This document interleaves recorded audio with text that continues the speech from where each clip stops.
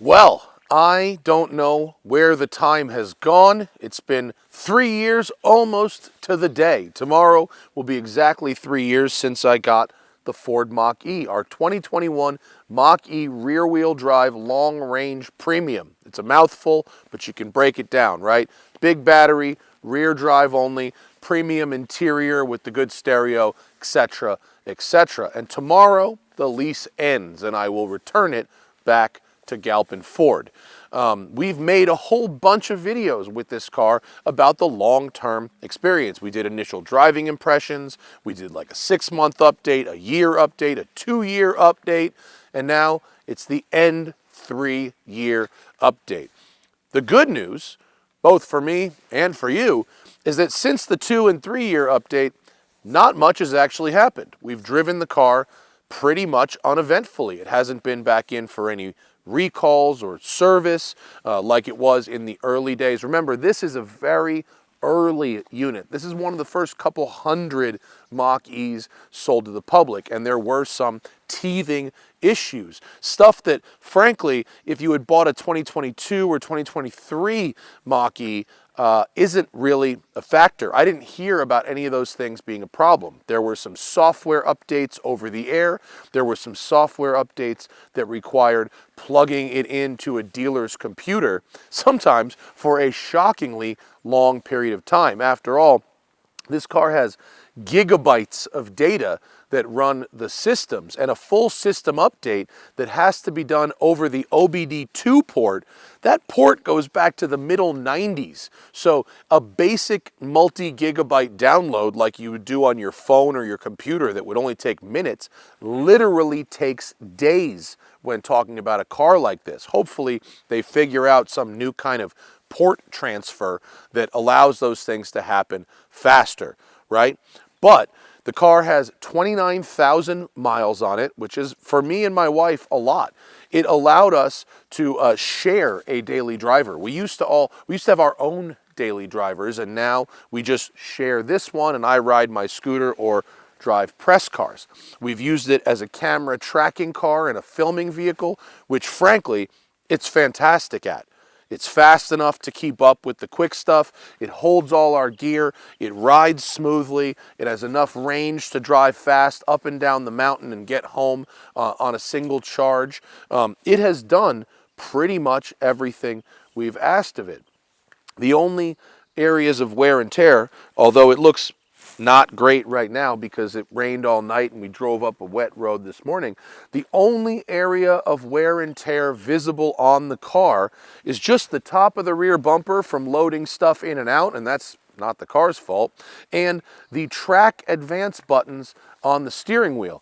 It's weird that that's the only thing that shows any sign of wear at all, but I certainly can't blame the whole rest of the car for that. Frankly, I am super impressed with the build quality of this car. Compared to a comparatively aged Model 3 or even Model S, this shows less signs of wear, and the leather, plastic, and materials look just as good today as when they were new. Guys, I am so excited to say that the Smoking Tire is back in the merch game. We have built a new merch store, easy checkout, easy shipping, very fair prices on everything. All of our new merch is super high quality. The materials, the fit, the durability, the print quality. Some of the items are based on cars I've owned or own with a Smoking Tire twist. Other stuff is more general enthusiasm, like this hoodie designed by Zach. And we're going to be adding new stuff every week. This first run of merch, super limited edition, only 50 units of each item. So head over to that merch store right now and get it while it lasts, and then keep checking back for regular merch drops from your buddies at The Smoking Tire. Now, enjoy today's video. Now, just because nothing's gone wrong, that doesn't mean I don't have information to share. We've made some changes, some things have shown signs of wear, etc., etc. Plus, there's the all-important money conversation.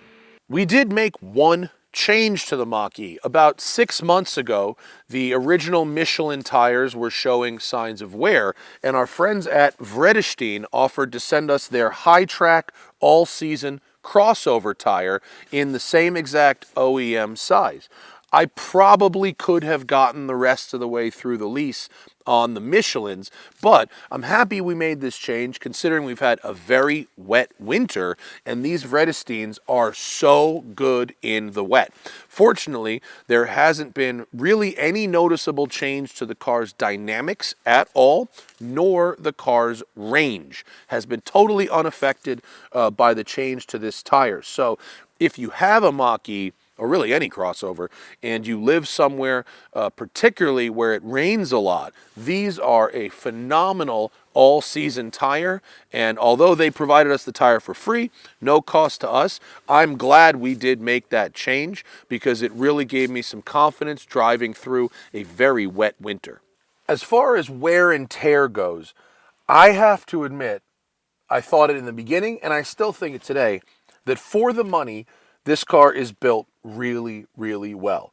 There are no squeaks or rattles developed over 3 years and 29,000 miles. The leather on the seats still looks really, really good. The steering wheel leather shows zero signs of shininess or wear. The screens are still great. The plastics still look good and aren't super scratched up, although they're dusty right now. The only general sign of wear on the whole car that is not what I would consider to be my fault is the buttons here. The track forward and track back buttons. In fairness, I press the start button once per drive. Maybe I press the cruise control button once or twice per drive. I press the track advance buttons and forward and back dozens of times per drive because they go through my preset Sirius and radio stations. So every few minutes I'm press, press, press, press, press. And my wife does that too. Very good steering wheel controls on this car, but very worn button. The Mach-E has been super practical. It holds all of our camera gear, it holds our stuff. We regularly fold the seats down to lug cargo around for West Side collector car storage. It has served so many different needs. Interestingly, one thing I've never used in the car in 3 years, not once, the frunk.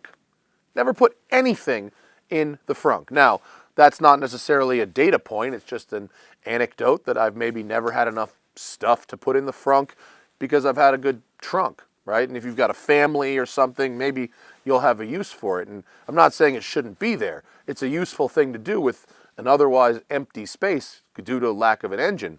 But in 3 years, not once. How weird.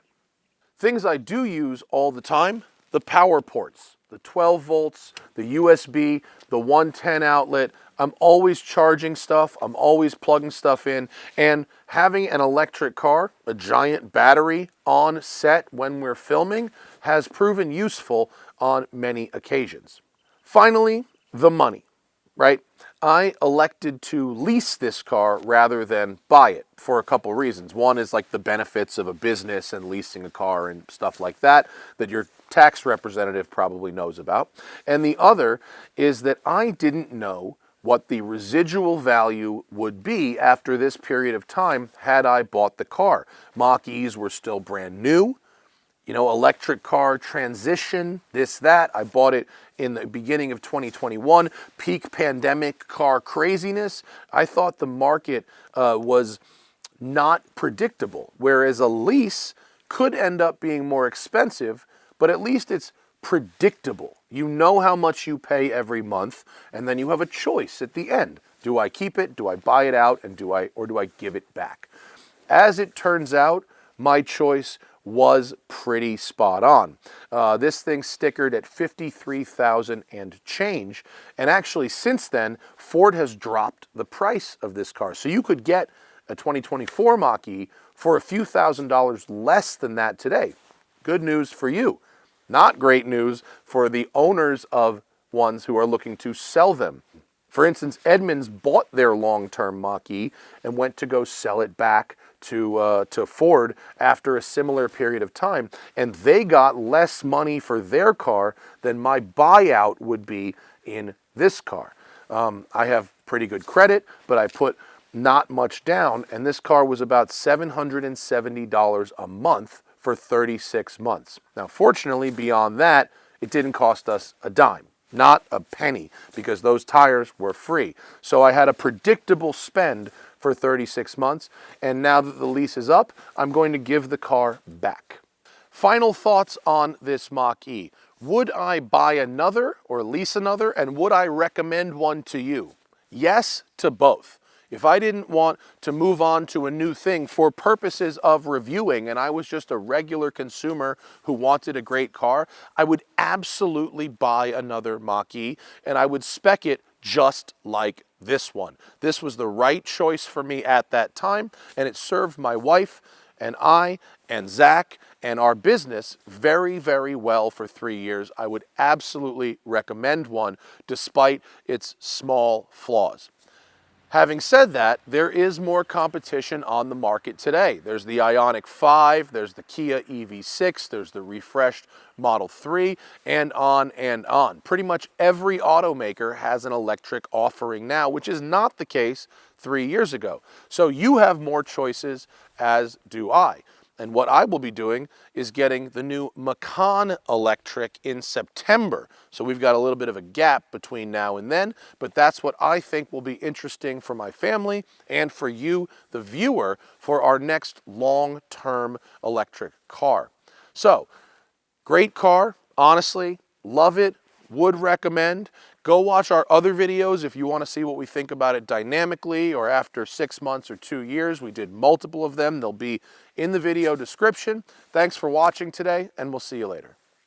And remember, always fight your tickets on the Off the Record app available in the Android and iOS store, or go to offtherecord.com/TST.